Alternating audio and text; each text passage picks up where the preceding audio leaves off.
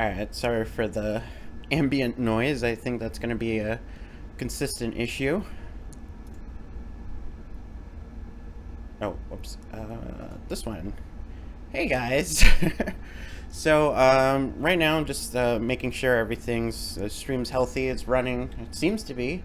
No one's here yet, but just give that a minute while I try to warm things up and get things running. What I'm gonna do for now, what we're gonna do overall is we're gonna upgrade.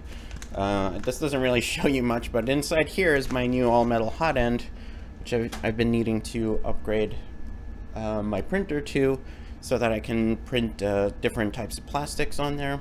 In particular, PETG.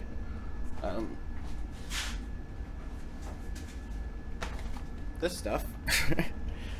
And that'll be fun. We'll do that in a bit. But for now I wanted to actually run through some of the basics of starting with what you have as far as the printer goes. So first thing I want to do is we're gonna level the bed and make sure everything's working right. So excuse the noise for a little bit. Actually, I'm gonna just mute the microphone, but I'm gonna move the mic a little closer to the printer so that I can keep talking and you can still hear me.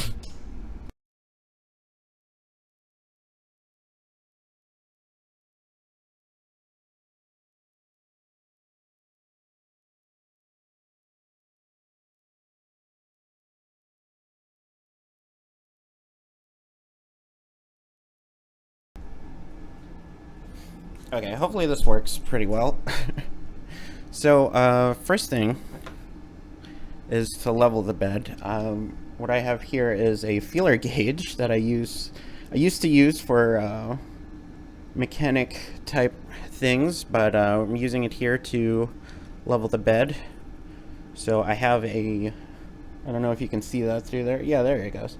So 0.003 millimeter feeler gauge. That's pretty thin. So first thing you want to do, the printer already is preheated, but general things that you want to do is get it homed in. So just hit the home button as relevant. And with the motors disabled, you want to bring this just a little bit off the corner and then slide the feeler gauge underneath, see if it catches. If it does, just adjust the screw here, if I can do that without blocking the view. And you want to just get a little bit of resistance, not too much pull, you don't want to feel it pushing the print head up too much.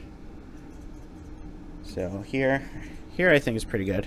The reason I have it preheated is because sometimes there's a little bit of plastic in the nozzle there, and that'll throw the leveling off. Unfortunately, this webcam that I have as my secondary here doesn't do very well with long, far away focusing, so you'll have to forgive that it isn't too great on the distance here. So it's a little high.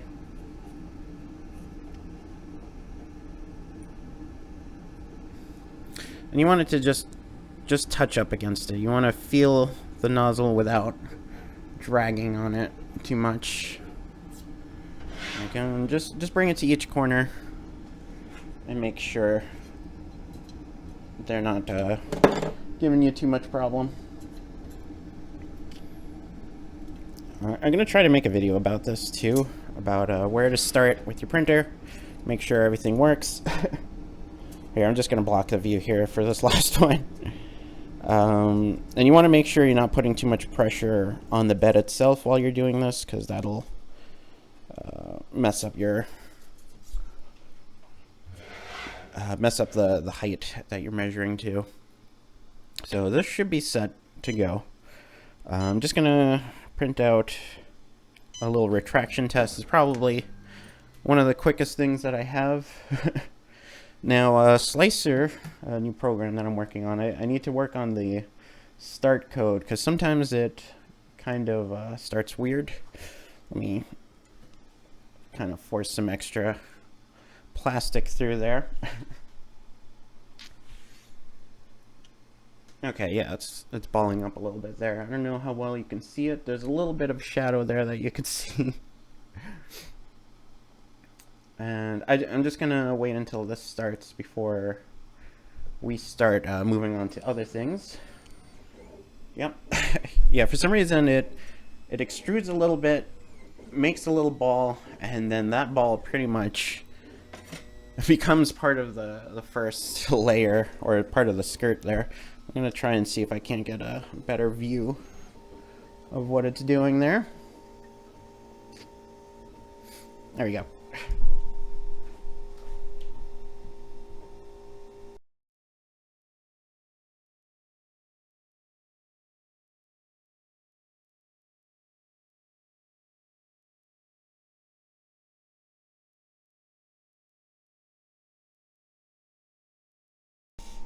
Okay, a little bit of a transition issues there with the studio mic that I have right now. It doesn't really allow me to move it around easily. So while that's going, it's just a retraction test. This is the last time that I printed it out. I don't know how well that's going to focus on you, but it's basically just to see how well the retraction is pulling back on the filament. So yeah, let's start unboxing this hot end here. So let me see if I can't get this so that you guys can see it too. There we go.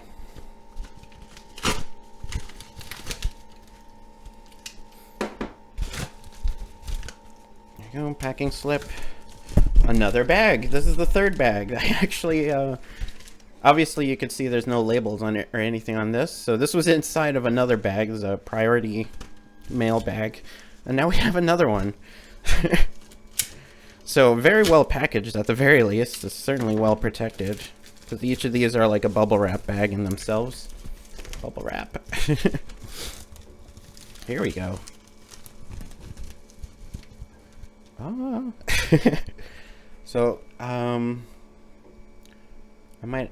think I have the focusing on this turned off, but hey, you can kind of see it there. This is Micro Swiss.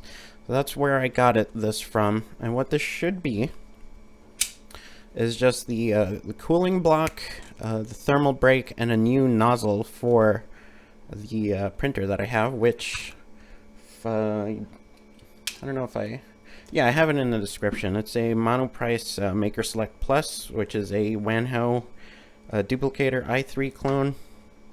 So in here, got some foam. Ooh, look at that. That's pretty neat. And it comes with its own tool. I'm sure that'll join the tool graveyard that I have building up of extra tools that I have that came with all the stuff. So that's pretty cool. It's got the thermal brake, the cooling block, and a new nozzle. So we'll get to installing that in a little bit.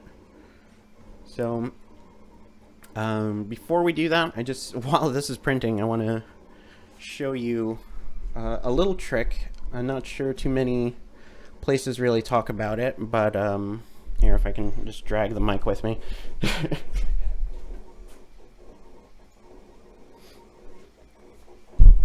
Yeah, so up here, I had to put a little dust filter, in particular with a different filament that I had, which seemed to have come from the factory with all sorts of giant dust flakes in there.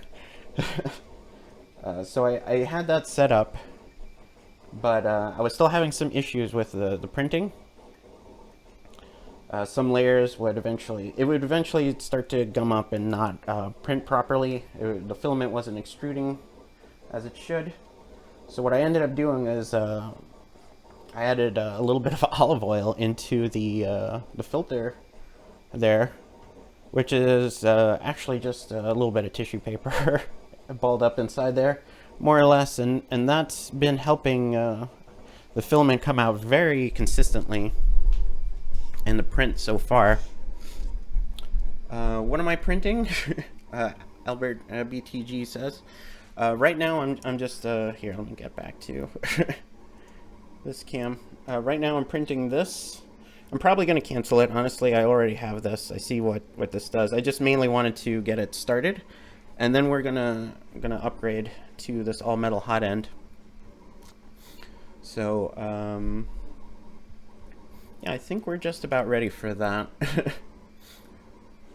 Yeah, so I'm gonna cancel that. I'm gonna move over the mic, and we're gonna set up. Oh, I'm not even looking at me. We're gonna set up over there so that we can do some work on the extruder and all of that. So I believe while it's hot, we're gonna try to get the nozzle off and unload the filament and everything. So give me 1 second.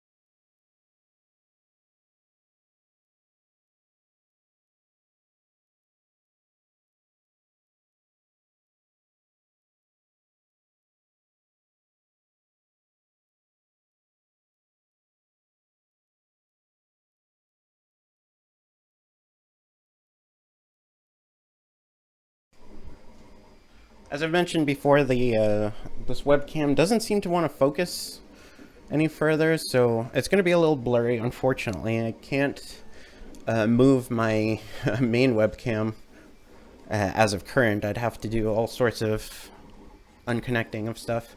So, that's printing out really good too. I see it's lifting a little though. All right, anyway, so let's get that over back to homed and make sure this stays preheated so that we can actually let's got a filament, unload the filament setting. There we go. So hopefully that did a pretty good job. Yeah, it's done. Stop. And keep that preheated for now anyway. Where is my nail clipper? So this is what I've been using to cut my filament so far, is just a nail clipper. I want to make sure I don't drop this because we're going to be changing the filament too. So when you're taking off the filament, you want to make sure you don't let it unspool too much. So you want to hold everything, make sure you get that secured in. All right, so let me move this. And maybe we can try to get the webcam a little bit closer. I'm a little cramped up over here between the mic and everything, but I'm going to try to do my best so you can see more or less what's happening. Now, I'm going to need to move this up quite a bit. Hopefully if I don't press it too fast. Sometimes if you give it too many inputs at once, it just kind of keeps going. All right. Oh, you know what? I didn't even apply fresh glue stick on there. All right. So first thing I want to try to do is get this this hot end off while it's still hot. Bring back that box so I can hopefully try to get a good view of that. Oop. Come on. I don't have a good mount for it where it is right now, unfortunately. And maybe then I can move this stupid tripod. And bring my chair over so I can actually hang on to things. Noises. Alright, so this needs to go higher. Whoop, wrong button. And you could go higher too. So we want to get that nozzle off, the very tip there, if you're not familiar. Stop moving. Okay, so I happen to have a socket which fits this perfectly. Is a 9mm But you don't want to just go straight to torquing this. So you can already see it's not moving the way you want it to. That might mean I didn't I didn't tighten something right earlier. Actually, I just want to see what's spinning here. Yeah. Alright, well, anyway, I have this adjustable wrench to hold this part as well. You know what? This fan is in the way. Let me try to get rid of that too.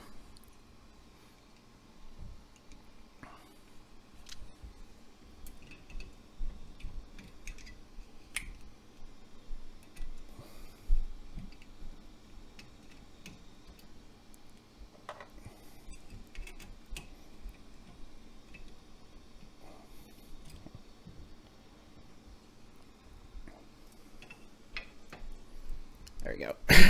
Just gonna let that hang over there. Try to make sure you don't end up touching your hot end against stuff that shouldn't be hot. And, forgive the noises you hear from the microphone here. It's just adjusting things so it's out of my way more. Alright, so is this still hot? Good, okay. So chances are this is going to come off relatively easily. I've tried doing it before, kind of more casually. Ooh, there we go. Oh, it just popped really nice. And now that I have the right tools here. Okay.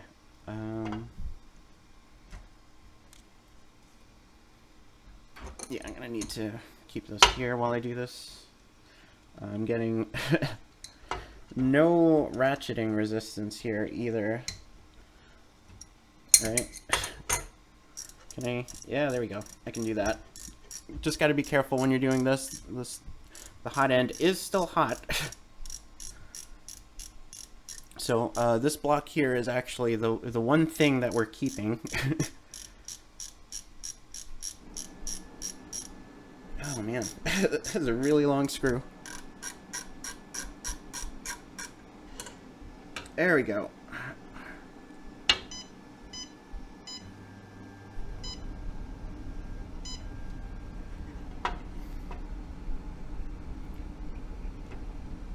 There we go. And there's the PTFE tube that comes in here. And that is the reason we are upgrading to the all-metal hot end. With temperatures too high, this will begin to melt and produce sort of toxic fumes and stuff. You don't want that going on. Yeah, this is actually cooled down already. It's still very warm, but it's okay to touch. The rest should still actually be preheating. So since we're gonna take apart this top end here. Oh, no. I was gonna considering putting it back down some, but I think I'm just gonna raise that. Raise the camera so you can see. Alright.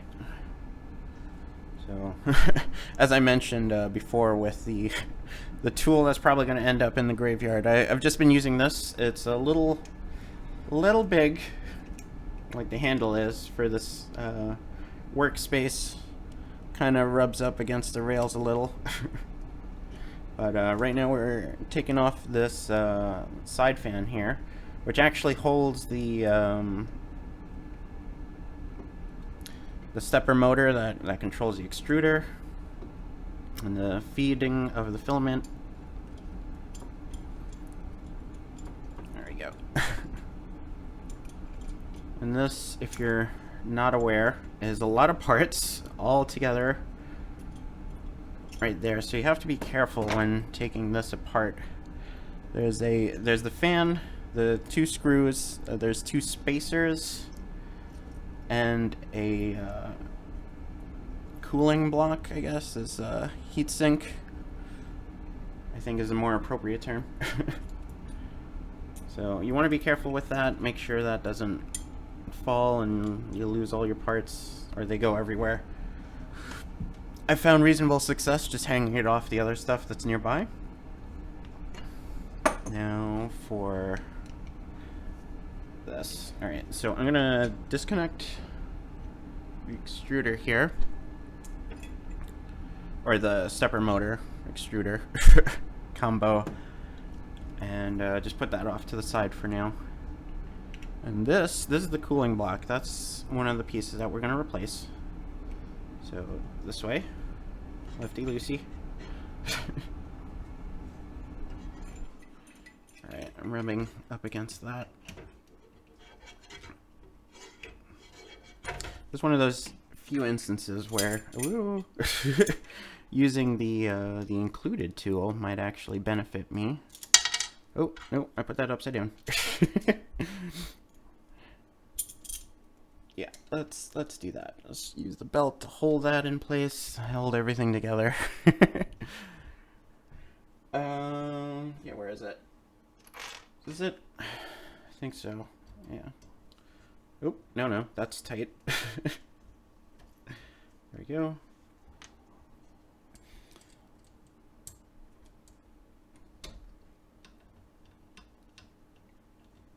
Very good.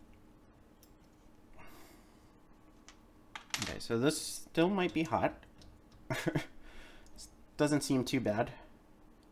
But, yeah, no, this is actually just screwed in there, so I think we can just kind of spin that out of there carefully, not to burn ourselves. This sort of yellow business on there is like an insulation coat, so if you're gonna touch the hot end, touch it there.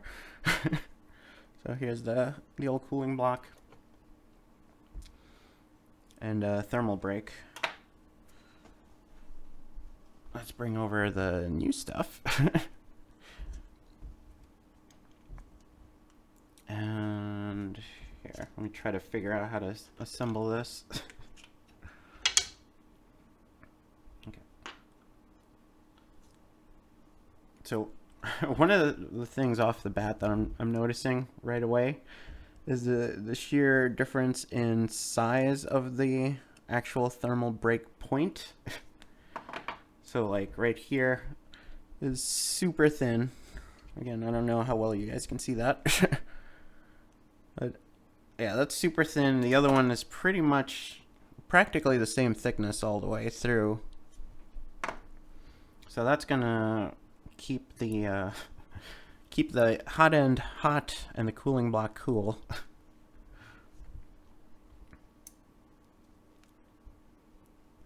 All right, let me try to get this into here first. Oh, of course my hand's blocking the whole view. There we go. Ow. I touched the metal end. Okay. There we go. Go in. Out. Still a little too hot, but I'm okay. I'm not burning myself. I'm just hurting myself a little. So I don't know if I actually want that to go in all the way, because it goes down pretty far. Yeah. We're just gonna go until it's somewhat tight. Okay.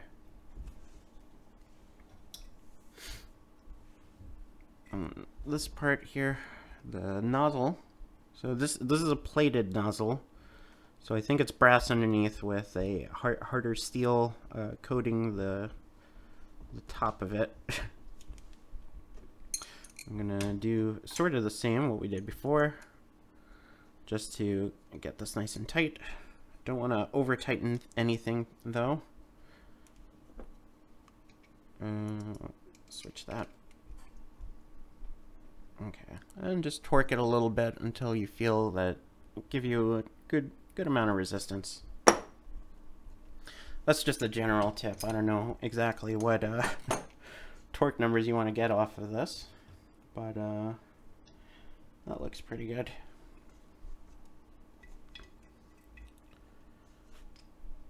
And this needs to go this way, so you kind of want to recreate how it was before. Although, yeah, like this, because you need these screw holes to screw it back in to where it was.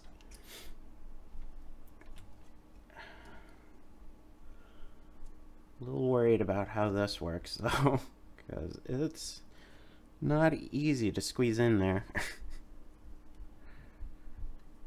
It slides a little bit every now and then,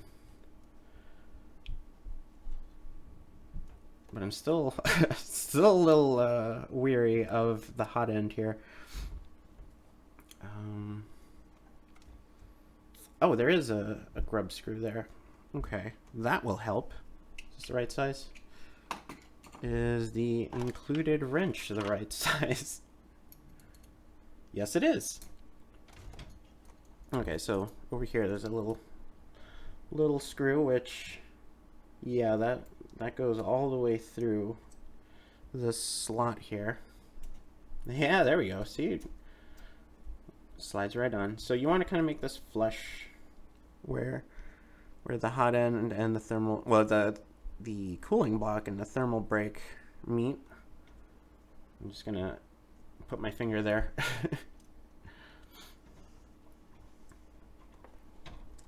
Oop, squished too much.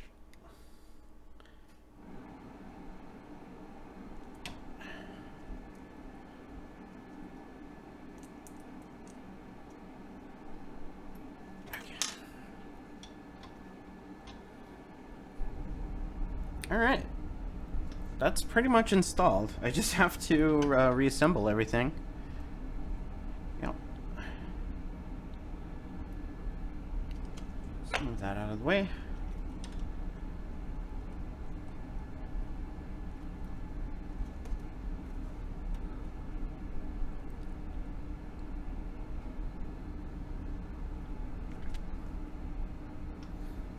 Okay.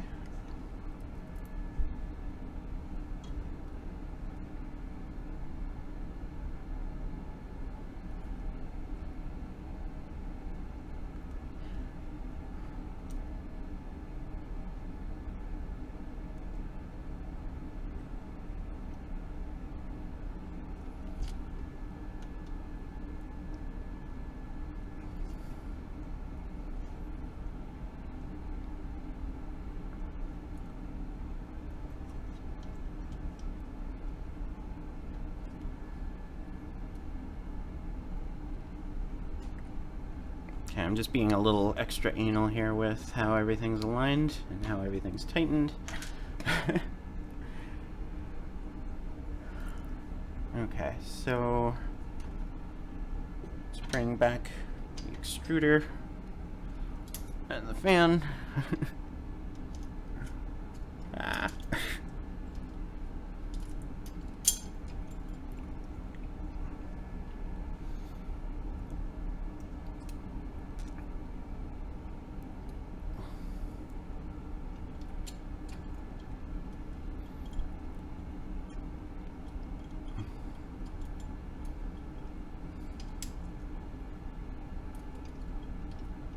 Is that grabbing? Okay.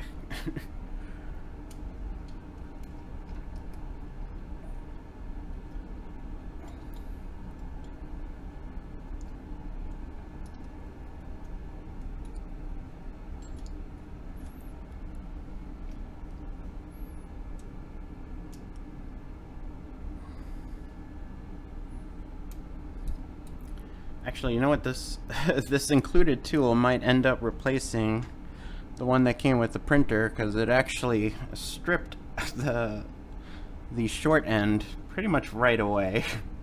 And that's pretty round already. I've just been using the longer end.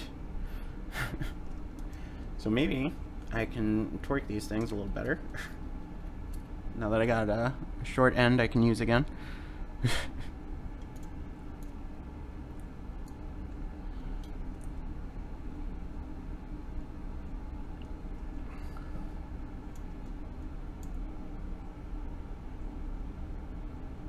Okay. So that should be just about ready. Just get our stock fan over here that I've been using.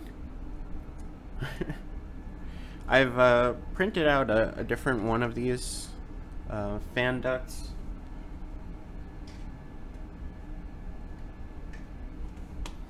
Oh, it's right here. And I use this on occasion. This one started getting in the way a little bit, especially when the print isn't coming out perfectly flat and smooth. That will kind of scratch up against it. It's a little too low. And because this is made out of PLA, it melts kind of easy. So hopefully now that we can print with PETG, I can make a better one. And I might change the design altogether because I can't really see the hot end while it's printing. There's like a little bit of a ring where you can, but I certainly have missed the nice clear view of the nozzle that you get without it, you know, with the regular stock fan.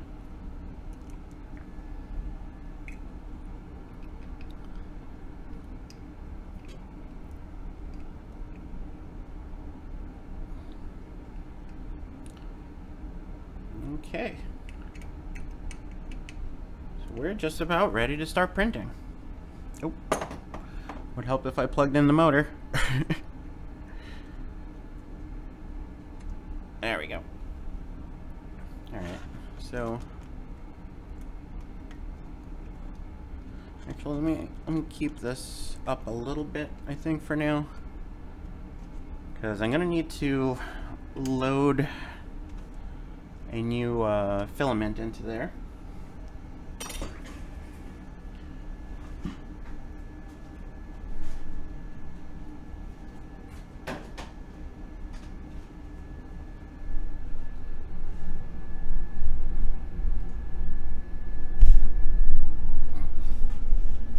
Just fighting my microphone. So it's in my face right now.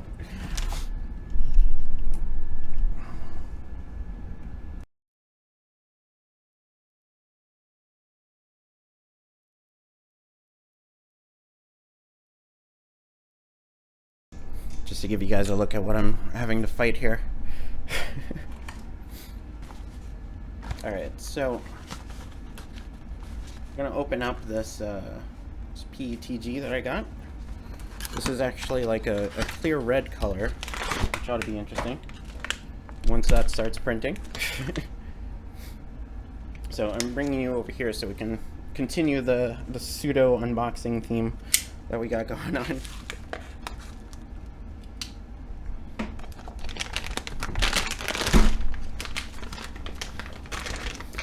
Unfortunately, opening it that way pretty much eliminates any chance of being able to return it, but it's the easiest way that I've been able to get it open thus far. And I think for the most part, where this is taped onto the edge, pretty much just all needs to go, because it's like stuck pretty good onto the filament itself. There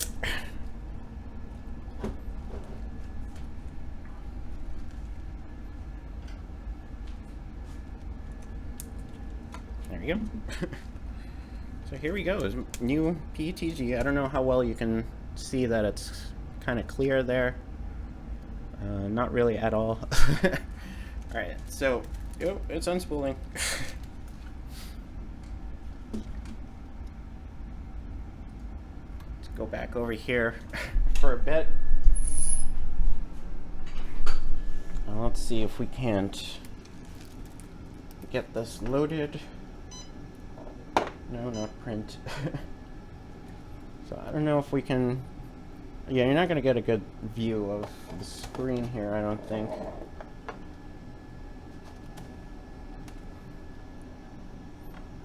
Yeah, not really. Oh, and the camera's falling. Alright, well, anyway, let's just toss this up here. And get the filament down.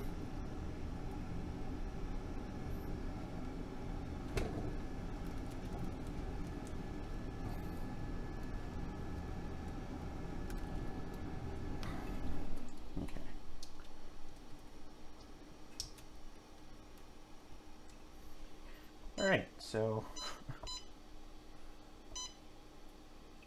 tools, filament, load filament.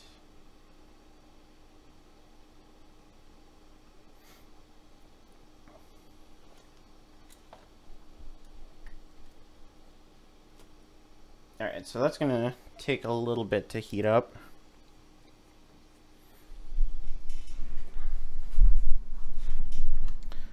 While that's happening, let's take a look at my slicing program over here. For now, you know, I haven't gotten too far with software as far as all of that goes, but I've used the software that comes with the Monoprice Maker Select, which is a modified Cura. I've tried the full version of Cura, and I'm not too happy with with either. It's a good starting point to try to figure out what's going on, what the settings mean, but I'm liking the Slicer Prusa edition up here.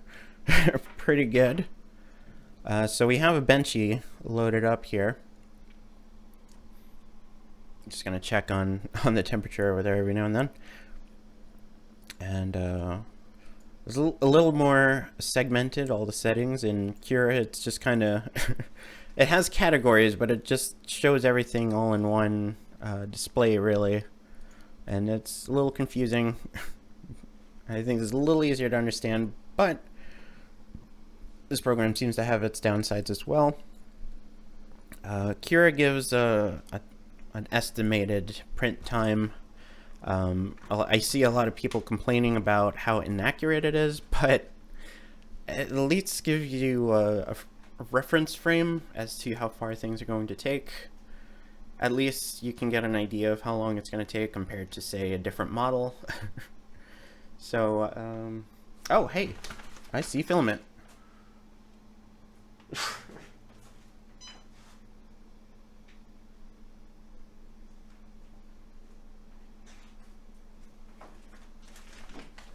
I'm just running off the screen every now and then. Alright, so let's go back to the printer.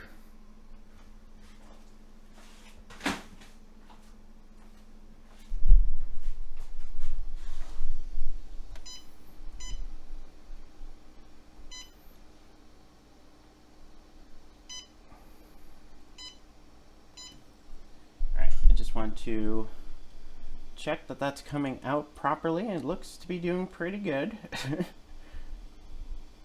I can even see the stepper motor action sort of advancing at little bits at a time.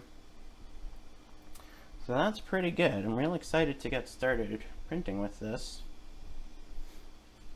So I haven't back to the computer. I haven't done much as far as setup the settings or try to figure out what I should do for that. I'm just taking a glance at what temperature it's requesting.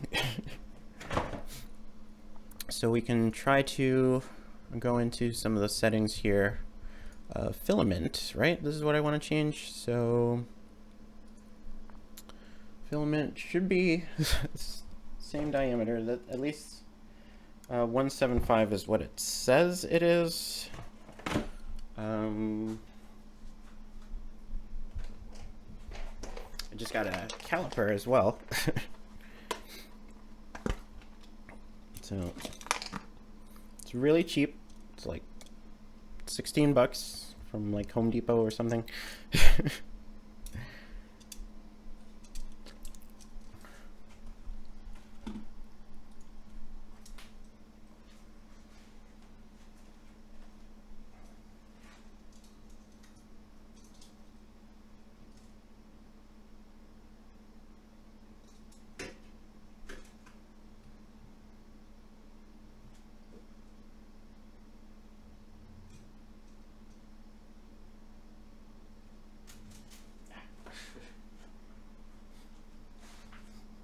I should take more measurements throughout the full length of that, or more throughout, but I'm just gonna make that 70 for now. Oh, help if you saw what I was doing. Yeah, the 1.7, because it's a little bit thinner. Here, I want to change these. So this, according to the label, it says it wants to be at 230. So this is 5 above. I don't know about the print bed, so this should be at 50 actually. So let's go with 60 and 65 for that, just to get started, see what happens. It's pretty much some of the things that you need to do when changing filaments. I haven't tried much other than PLA, in all honesty, but we'll see how it goes. Okay, so a 3D Benchy is going to take a little bit too long, so I think I'm going to go straight to a more practical thing that I've been trying to work on. If I can remember the name, stove dial. So there's I have a little like plug-in stove. It was really cheap. My parents got it for me. They're, you know, thanks mom and dad getting me a really cheap stove. And the dial kind of shattered throughout, so I designed this new one, and I want to see about printing that. All right, I should change this filament settings to not PLA but PETG. That way I don't accidentally save over my PLA settings. Okay, so this should be sliced. There we go. And we can see what that's going to look like as it goes along. All right. One thing I noticed with Cura is in areas like this, it wouldn't actually fill in the middle. It would just have 2 walls, so I'm really glad to see that Slicer is going to do that appropriately. I've actually printed out a couple of these like first thing, but unfortunately the PLA melted. So let's grab the SD card.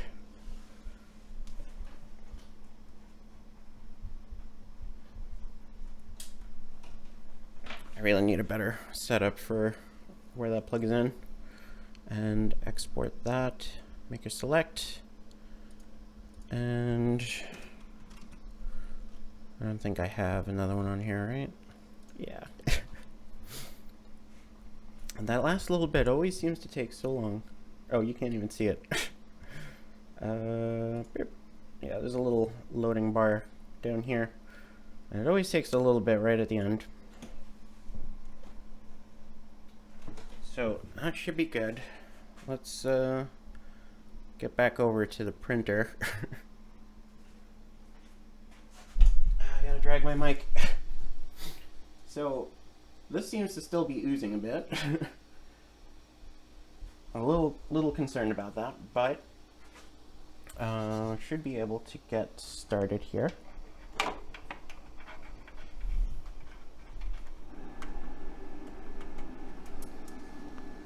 Okay. So yeah, can't really see much. So let's home everything again. Oop.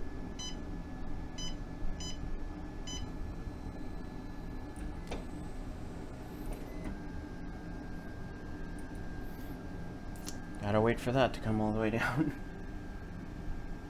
You are still oozing.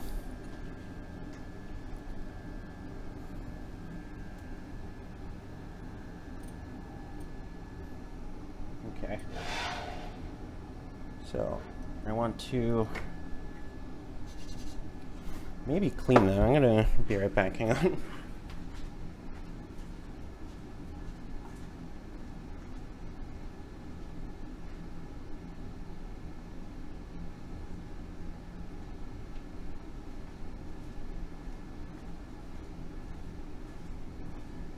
All right, I'm back. Okay,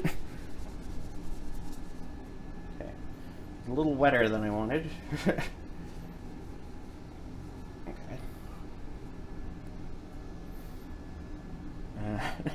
I can actually see a little bit of steam coming off. You might be able to pick that up a little bit.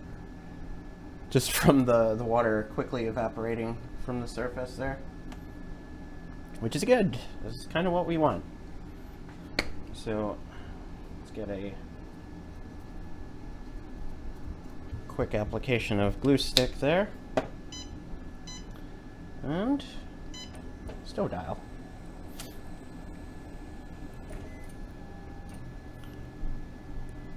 With any luck, this will start printing properly right away. But we'll probably know if there's an issue fairly quickly.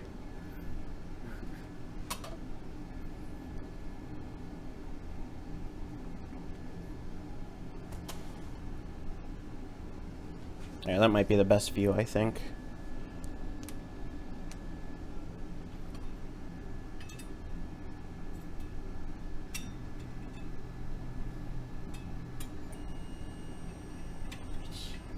You mean?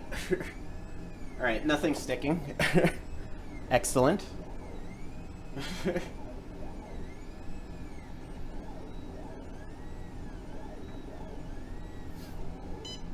Always a good sign.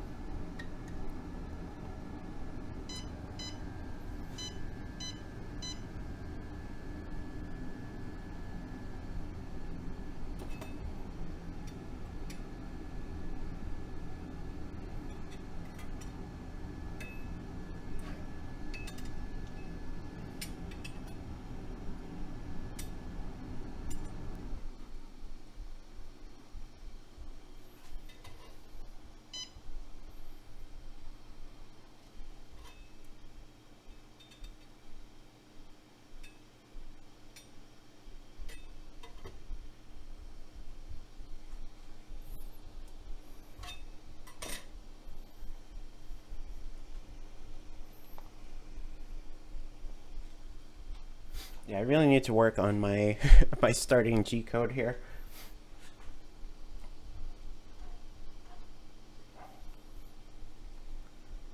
Alright, so I think this has cooled down a bit.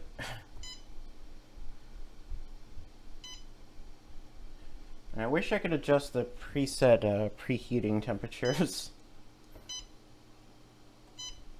see.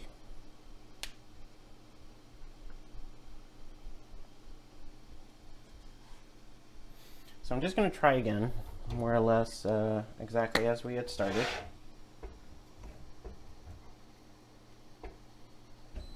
A little more glue, see how that helps.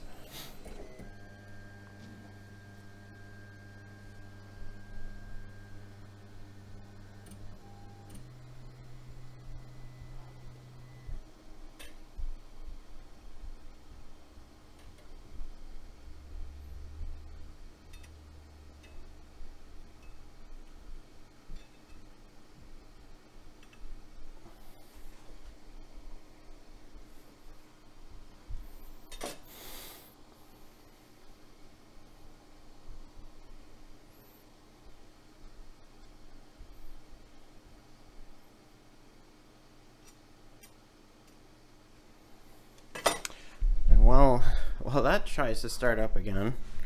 I'm gonna see about printing temperatures and stuff.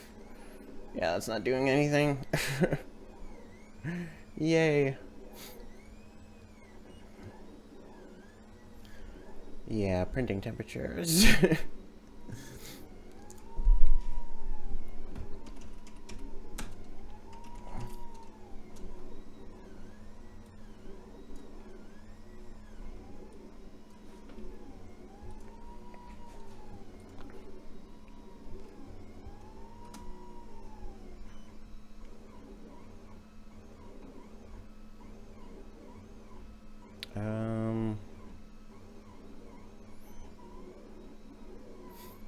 Yeah, I might let that just keep printing for a little bit. Or you know what I could try to do? I could try to do a raft, maybe. Which might work. temperature. There we go. Whew, between 240 and 260 it says. The sticker on the side says 230, 250. So I might try hotter. That might help. What about the print bed?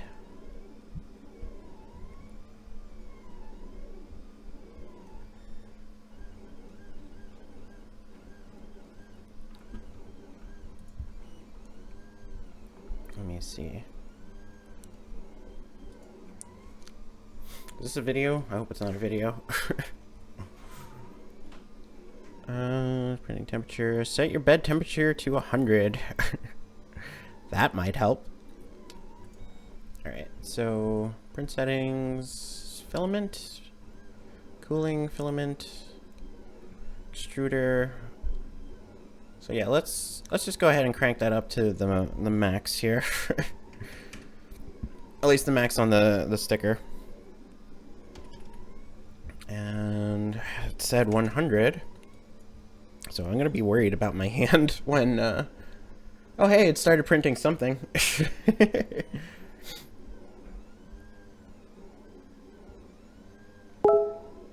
Oh hey, I'm getting messages. Oh, a circuit breaker went out. I hope that wasn't me. Well, that's still going, so I guess not. Let's save that.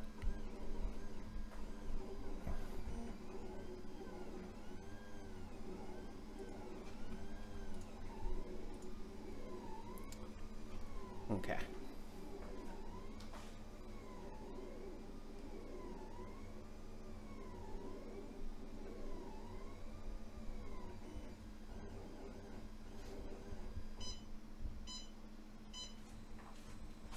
It would help if I left this on the right screen.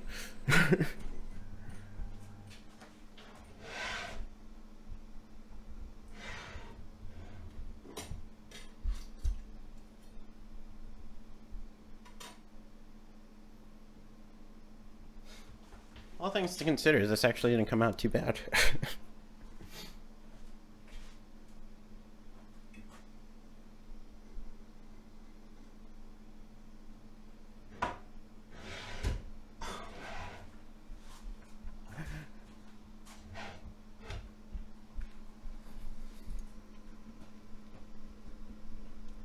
So I never re-leveled the bed, actually, when, after switching over.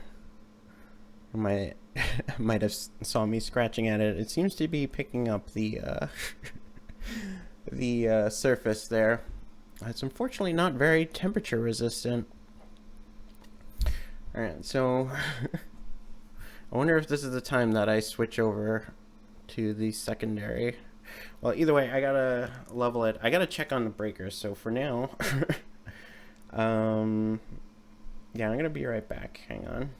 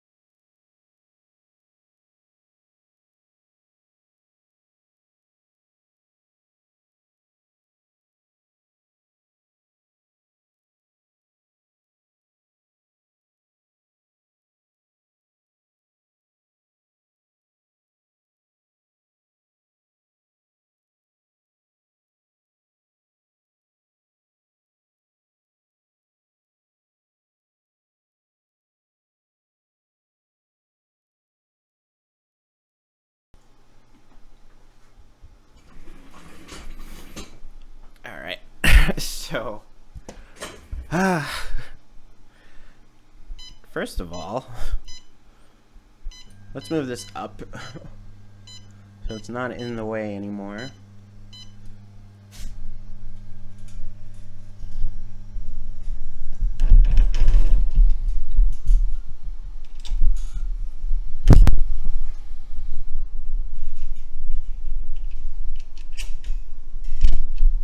Excuse the noises, I'm trying to fix my mic so it's not in the way.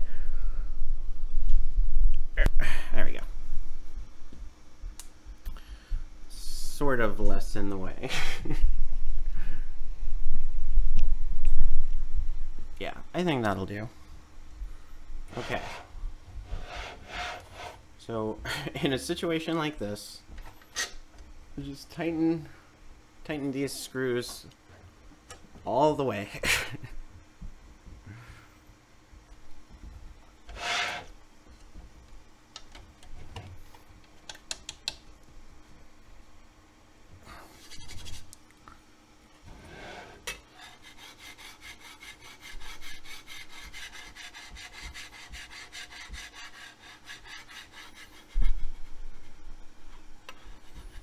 Honestly, not sure how much of that is filament and how much of that is the print surface.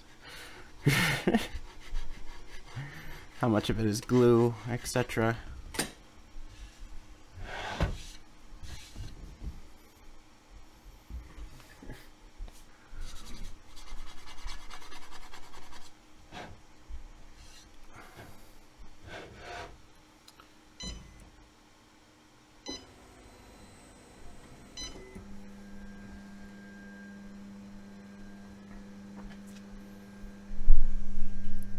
So I should have remembered this detail in particular. It's a shame on me for this one. But obviously, when changing out the whole print head assembly, it's not going to be at the same height. Oh, disable motors, please. Okay.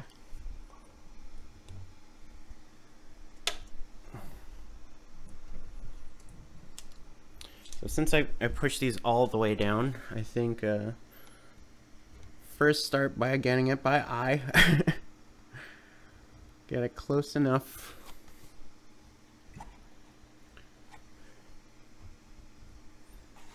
And I think I'm gonna do that for all four corners first. No, don't unspool.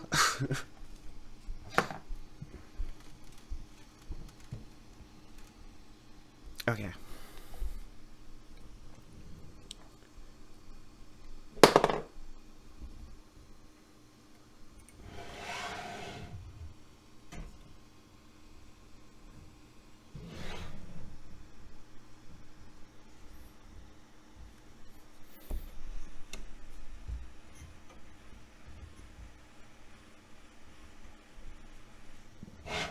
All right, now I can more fine-tune it.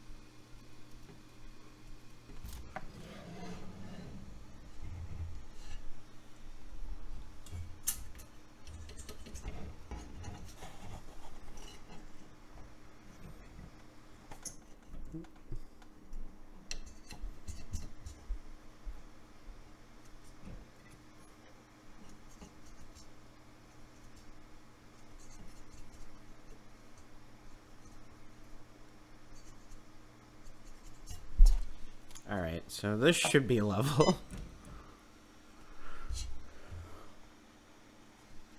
And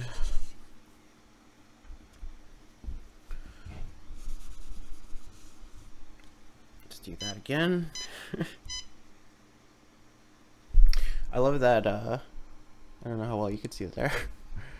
That when the glue stick comes off purple, it's a disappearing purple, as it says on the label. Not that you can read that. But when you wet it again, because it's washable, it turns purple again. So, okay, so this is heating up. And while it does that,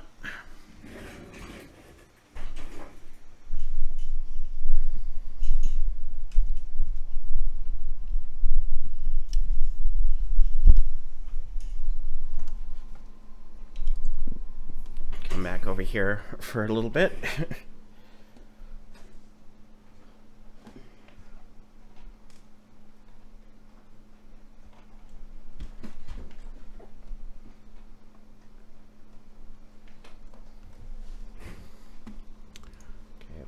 Platter. Let's slice that again. May have double clicked. Slice. Yeah, okay. It's a pretty simple short print, so I guess it slices it pretty quick. So let's replace the stove dial. Let me double check the filament settings. Yeah, this is should be good. It looks like it's fully saved.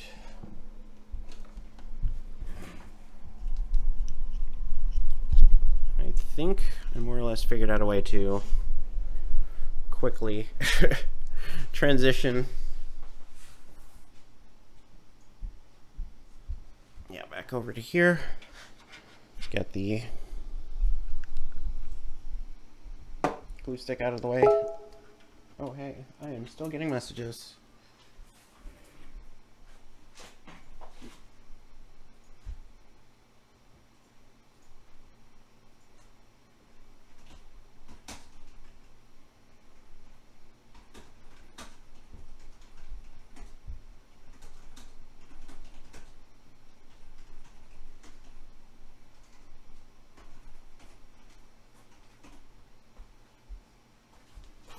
All right, so let's start this print again. Let's see how well it does. Hey, there are two. Okay, it should be the one without a without the underscore, I guess.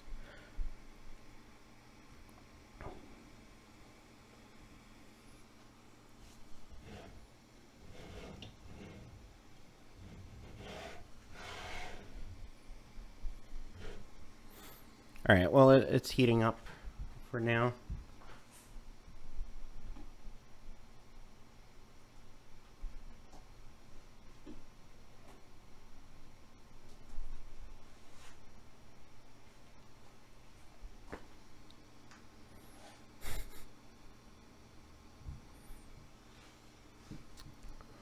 I kind of wonder actually if the print bed is actually going to get as hot as it needs to, or at least that I set it to.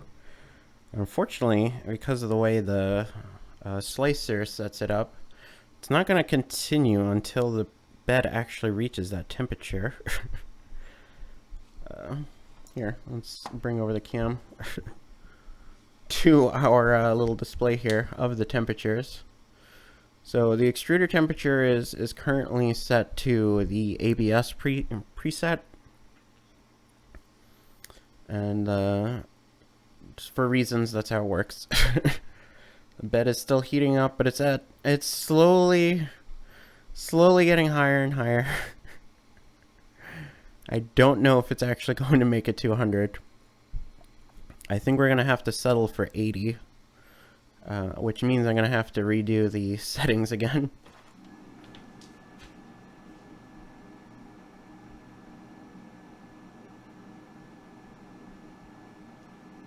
It's pushing a little higher. But I think it's taking too long for my own liking. Yeah, so I'm going to stop that and redo the settings.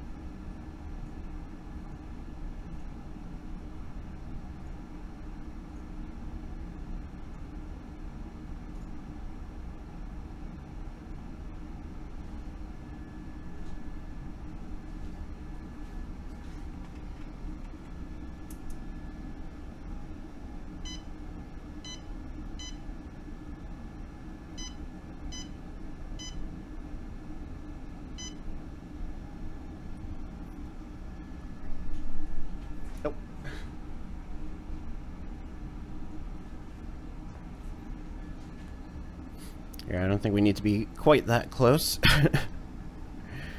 Okay, so yeah, 85 isn't nearly as hard for it to reach. Oh, it's doing stuff. So back over here then. Sorry for the wobbliness and trying to get a decent shot for you guys.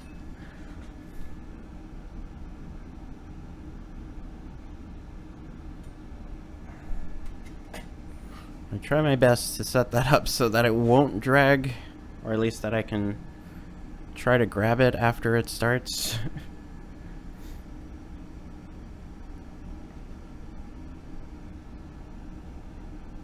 There's so many air bubbles in there. Okay, it's coming out nice now.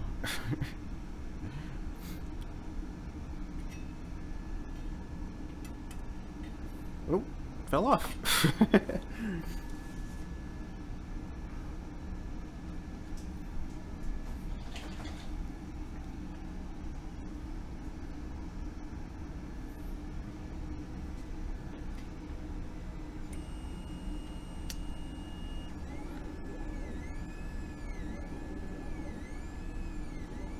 Yeah, I'm not too surprised it's not sticking.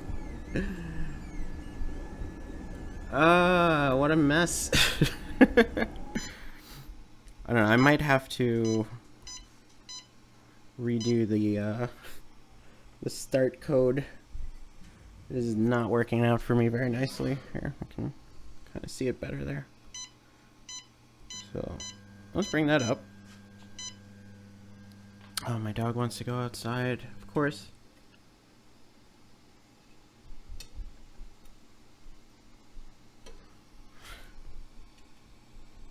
Let's try to get all this filament off the tip here. Yeah, I hear you, dog. He wants to go outside. Don't burn myself. Don't burn myself.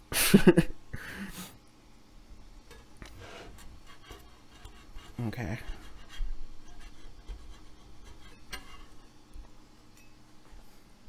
Yeah, everything's all sorts of really hot right now. Gotta be careful.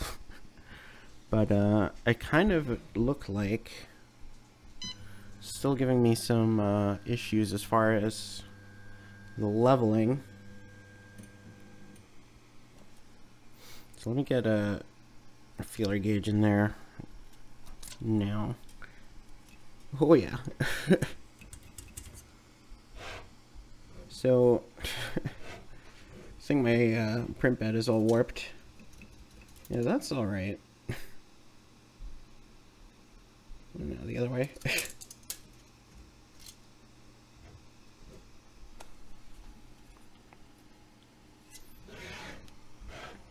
Yep.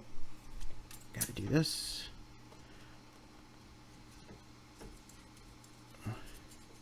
Yeah, I swear the actual level point changes, like where it is homed, kind of changes frequently.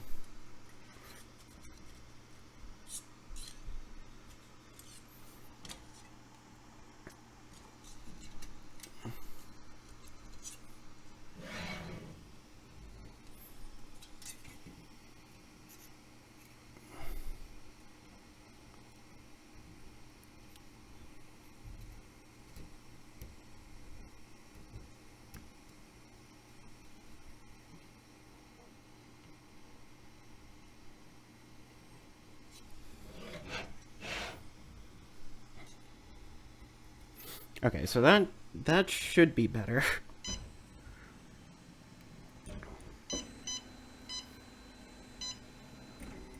I'm just gonna set that up to print while I let my dog out.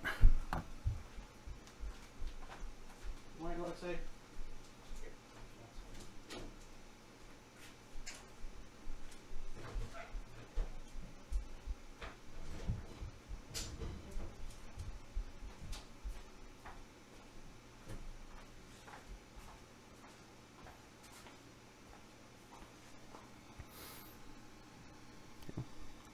Bed's still warming up.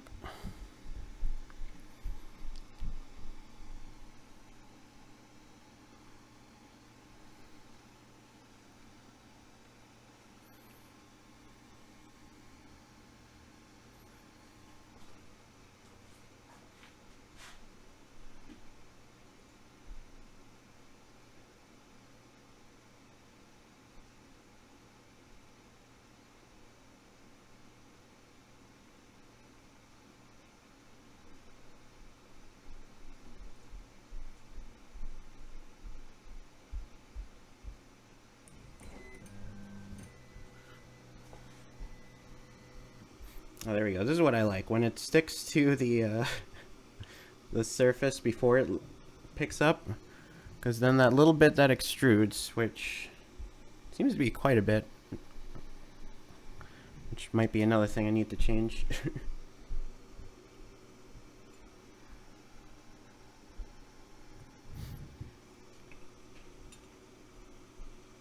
Actually, the extruder temperature is still reaching the point that it needs to.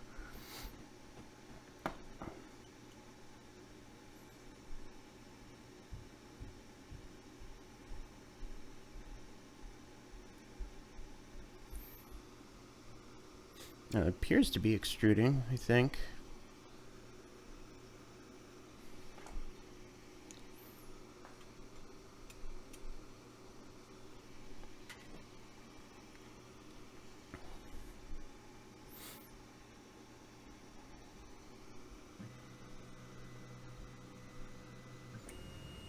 Yep, and it takes everything with it.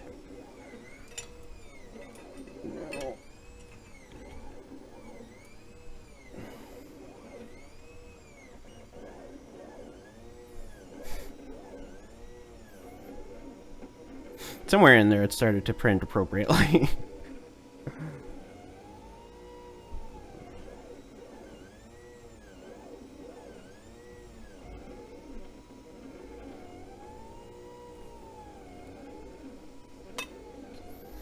I might just let that continue.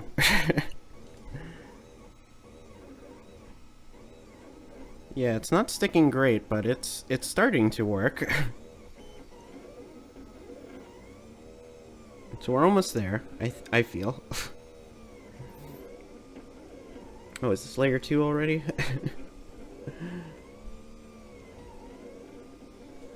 Yeah, I think we're just gonna roll with it. Here, try to get a good view of that. Oop.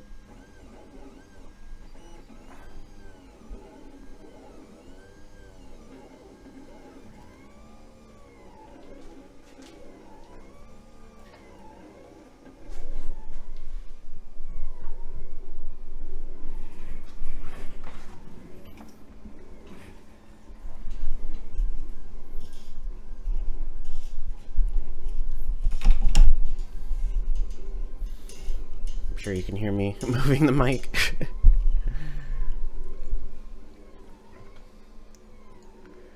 There we go.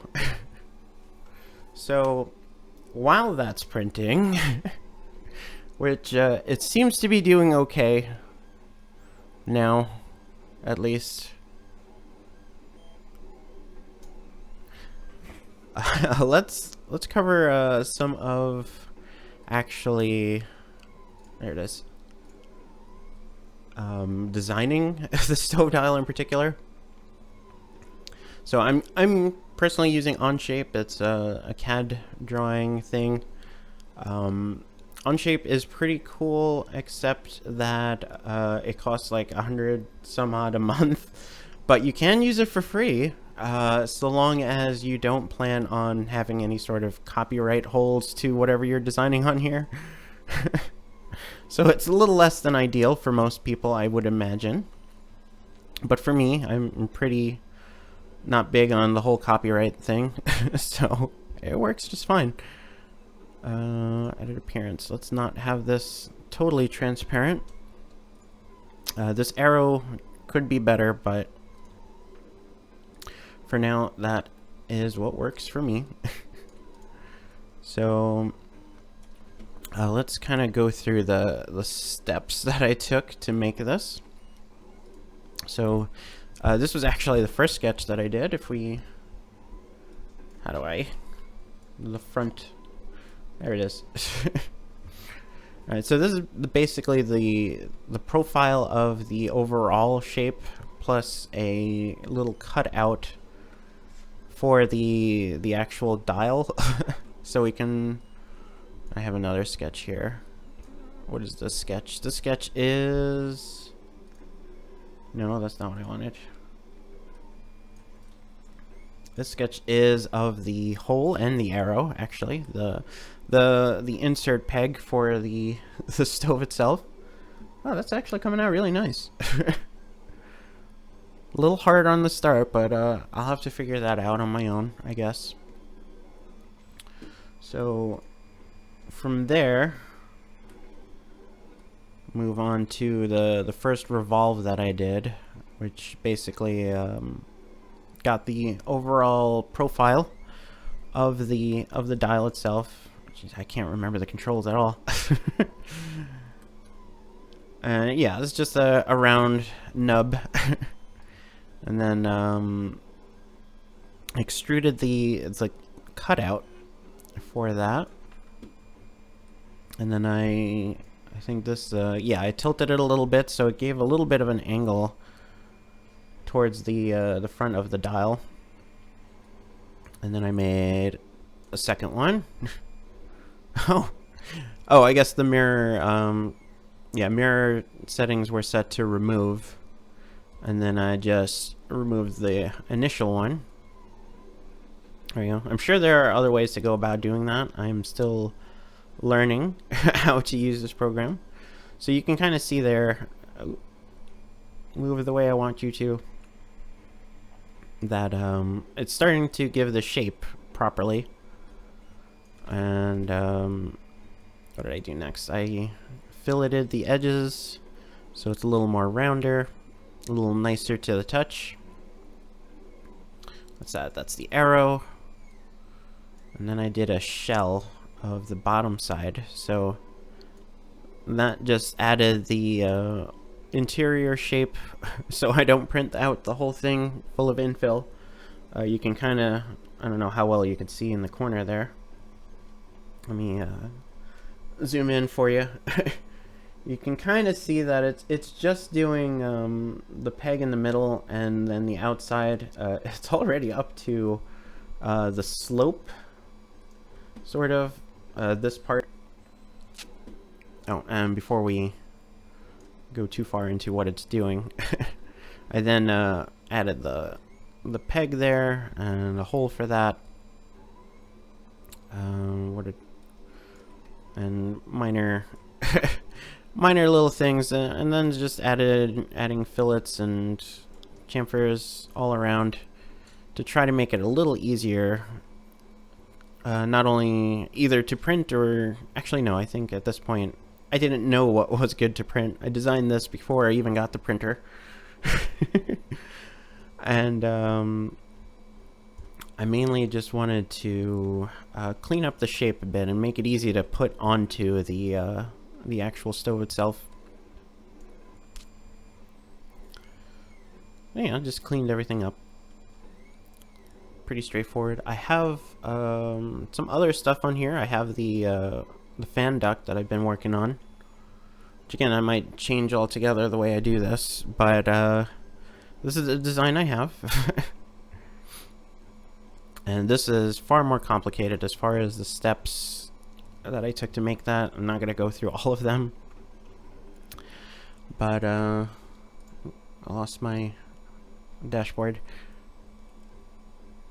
Yeah, you can kind of see this goes through and lets the air out more directly onto the print and the nozzle so that it cools as it comes out. And designed this to fit around the fan a little bit so that it makes a good seal. Make sure nothing gets none of the air gets pushed out the sides instead of through the box itself. Little things here and there. And it's just other things that I'm working on. Oh, there's actually I decided to do a 3D model of the desk that I have right now. I have a video actually of me building this. I'm not sure it's a great video. It's pretty much just a time lapse. But yeah, this is the desk that I have my computer on right now. Just in a three-dimensional space. Or virtual three-dimensional space there. Let's actually take a look over at the printer. Because this seems to be coming out pretty good. All things considering, especially the way it started. There we go. That will have to do. Let me see if I can't get a closer look. for what's going on in there. Hard to say what's a better viewing angle there. But yeah, it's pretty cool. It's stringy as all hell, but I'm gonna have to do a lot of experimenting to get that just right.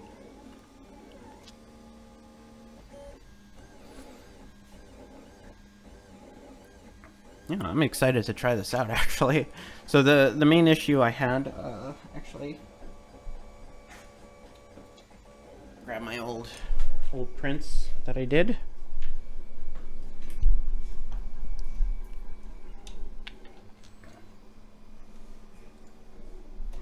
Yeah, that's the one I wanted. So these here, these are the prints that I first did with the first filament that I had. This came off. This is the first print that I did that wasn't the included models, the G code that came with the printer. Somehow printed out perfectly and really gave me a lot of hope, I guess. It gave me the wrong mindset when I continued on and played with the settings more and realized that pretty much nothing was printing right. But this somehow managed to print out pretty correctly. This first iteration was a little too short, actually. It was really hard to grab. It's like impossible. So I made it a little bigger, and this is the one that actually kind of melted on.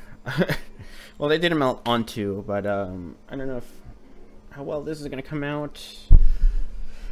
Too much sun glare, I guess.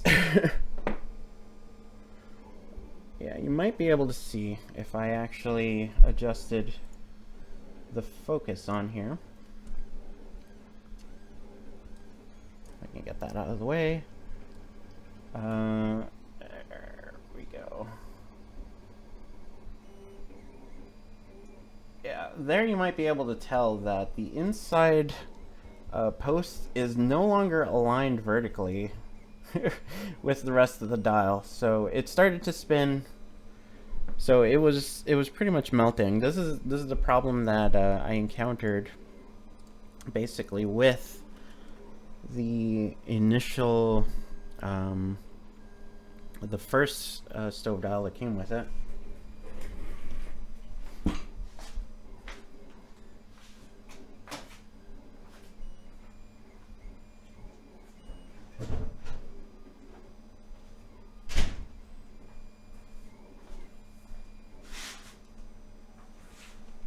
You don't need to see my kitchen.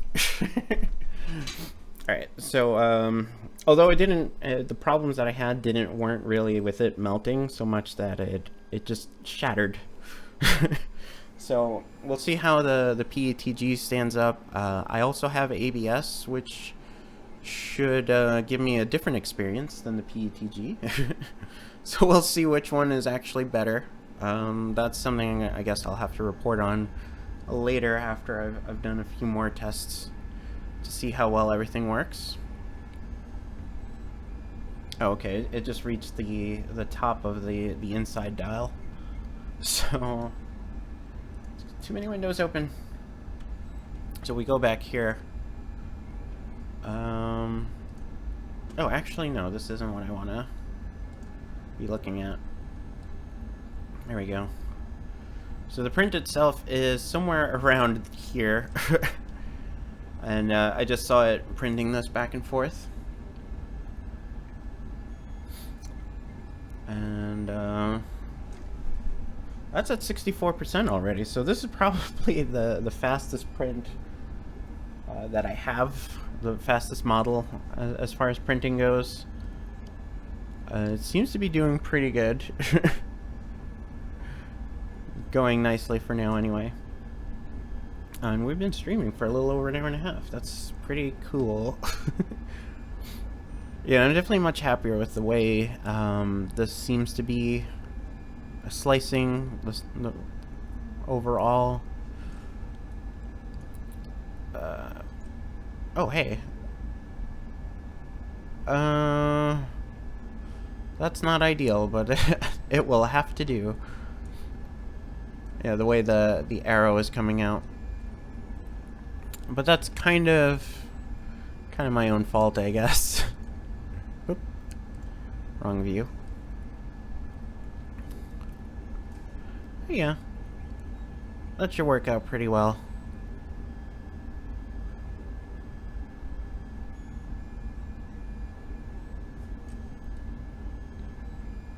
Just trying to get an idea of how this will continue. Alright. So, I'm a little bit at a loss of what to do now.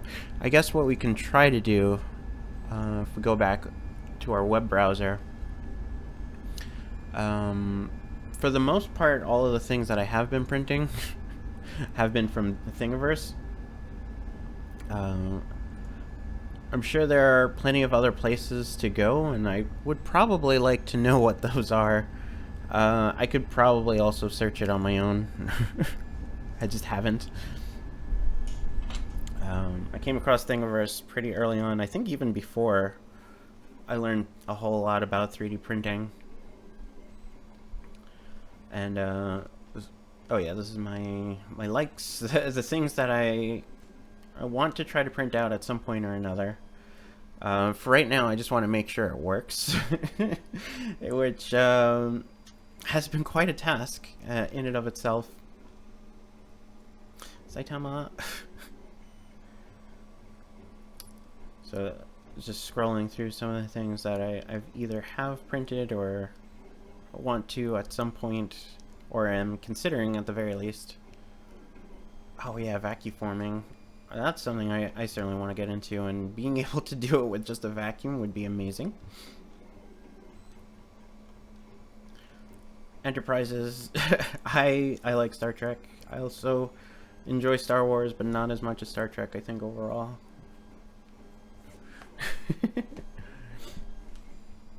Oh, 74%.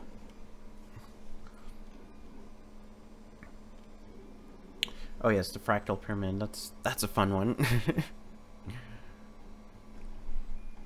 So I wanted to also show off my collection, but I would need the printer cam to really show it off all at once. So I think I'm just gonna grab some of my favorite pieces for now.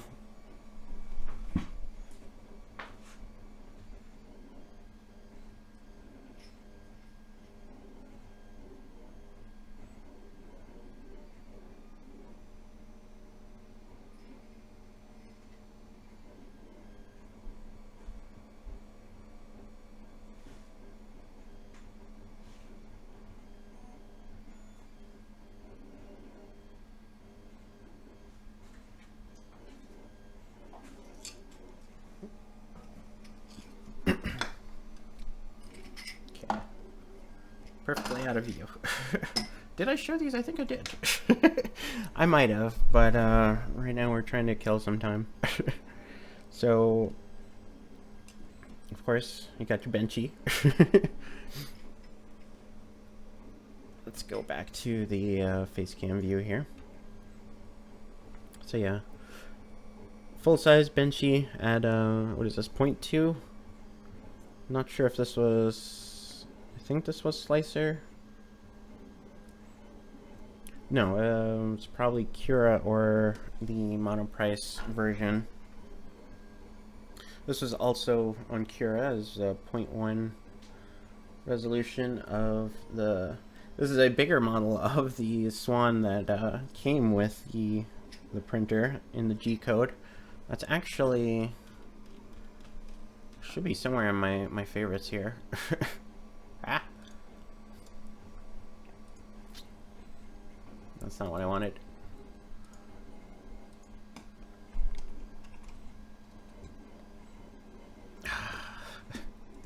Thingiverse, you drive me nuts. Yeah, let's maybe try to find it scrolling through.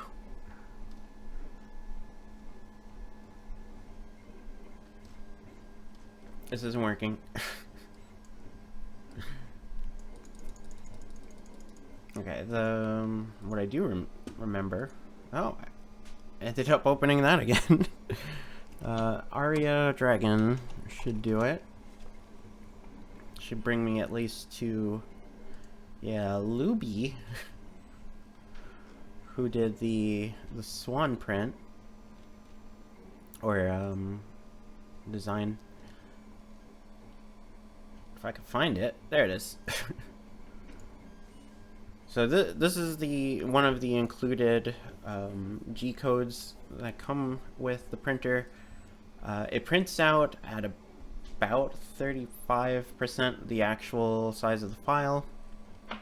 I should actually have it here. So let's get rid of that. And things under, oh yeah, Odile the Swan. Oh right, this is a sliced view. So yeah, this prints out pretty much half the length of the print bed. Does it have any size readings? Oh yeah, there it is.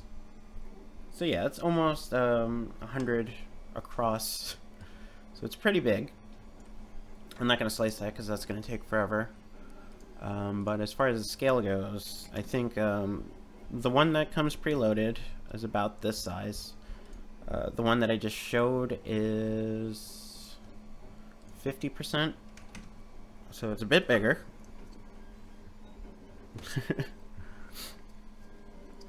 And moving on from there. Oh, it's 89%. This is one of my more recent prints. I found a ball bearing type thing.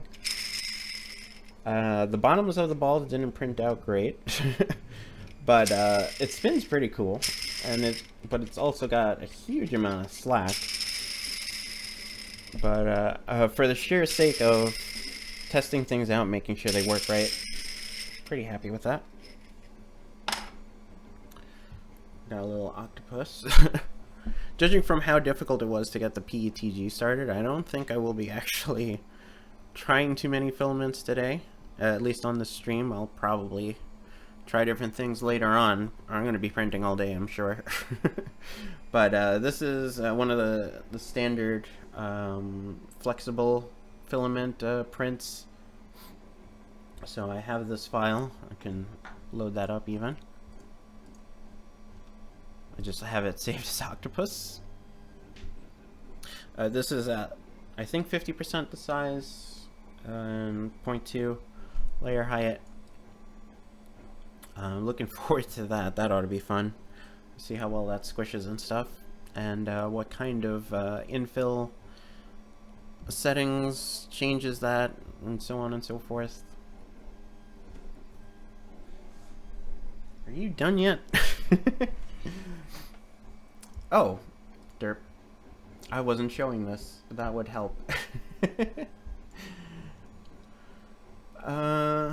Yeah, let's go over to the printer. That's pretty much done. It's just finishing up the top layers now.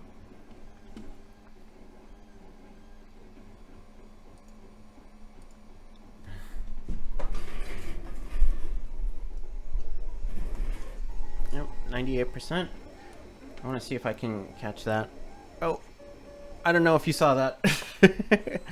But right as it reaches 99%, no matter how long 99% takes, it it switches to the normal startup screen.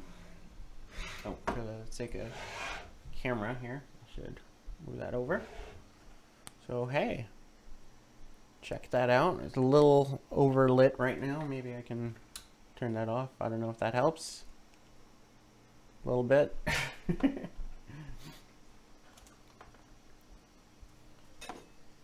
So,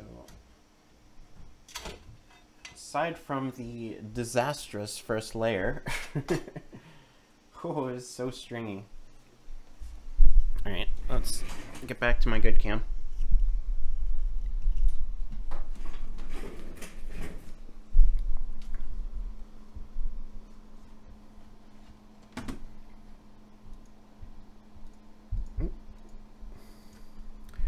it's the wrong camera. So here we go. Yeah, I don't think you'll really be able to see the strings from there. Let's see. No, not autofocus. Yeah, you can kind of see it. It's stringy as hell in there.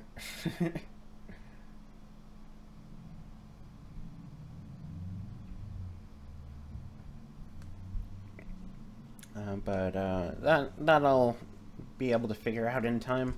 Oh, there we go. But yeah, that's pretty cool. This is gonna go on my stove now. But I think for now, I'm pretty satisfied with the stream overall. I think we've touched upon all the things I wanted to. Even took a while to do some filler here and try to cover everything that I wanted to anyway. So thanks guys for coming by. We upgraded our printer and we've done some new prints in new filament. And I'm gonna be, like as I said, I'm gonna be printing all day now, trying out different things and tuning this right to get it to work all the time, like I do with the PLA. PLA works every time now, just about. It's still just that starting code. I really need to figure out how to fix that so that it doesn't make a ball of filament, drop into the filament and then drag that around as it tries to start. I'll figure it out, I'm sure. Alright, well, thanks guys for stopping by. I hope you enjoyed the little work that we've done today. Light me up a little more. So yeah, thanks for coming, and I'll see you guys next time. Bye.